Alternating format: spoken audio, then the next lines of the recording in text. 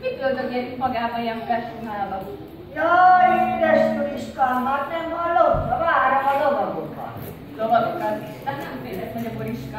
Jaj, bárcsak valamelyik lovag megtetszene, aztán vinném már a nyakadról ezt a lányt. Miért? Hány lovag jön a Boriskához, és honnan jönnek? Hát én aztán nem tudom, de azt tudom, hogy honnét jönnek. Hát honnét? Hát múlt nap kihirdette a polgármester a faluba, hogy ma érkeznek a testvértelepülésről. Ja, hát már tudom, a jegyek. Azok, a Jerry!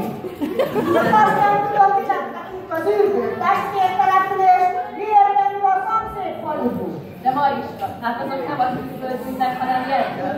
Hát én is azt beszélek. Onnan csak lovagok gyűnnek.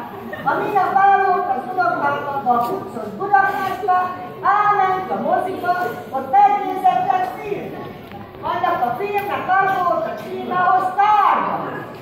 Hát abba azt mondta az unokám, hogy Jedi lovagok voltak és harcoltak. Hát azok a Jedi, de akik jönnek, azok a jediek. Hát nem azt beszélem én is egy folytál? Megképzelje a szomszédasszony.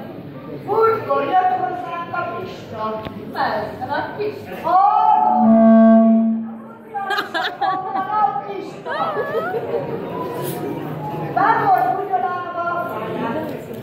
Valami furcsa szerzeményet ülnek, aztán olyan fura beszédet mondtak neki, hogy szegény Pista nem értett belőle semmit.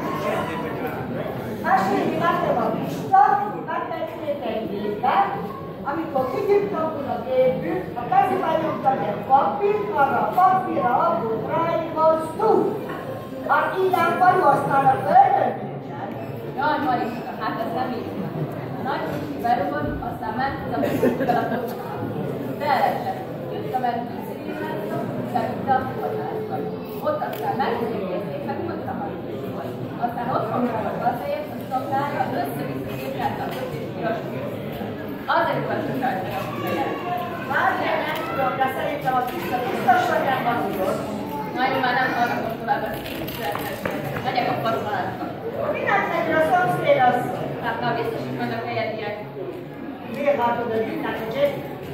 Oda már, nem hallott, amikor a polgármester kihirdette? Hát azt hallottam, hogy minden, csak azt nem tudtam, hogy hova szállnak el van a puccos ünnepülés.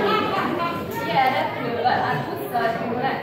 Jaj, Istenem, hát már elmegy a szegénység, hogy a Jedi lovagok is busszal Értsd meg, hogy a jediek jönnek. Van egy falu eltéves, az a neve Jedi, és onnan jönnek az emberek, és ezért mondjuk őket jediek. Édes Istenem, hát elhisz már is Jedi lovagok laknak. Hallgatom, hogy milyen jó a világon. Jedi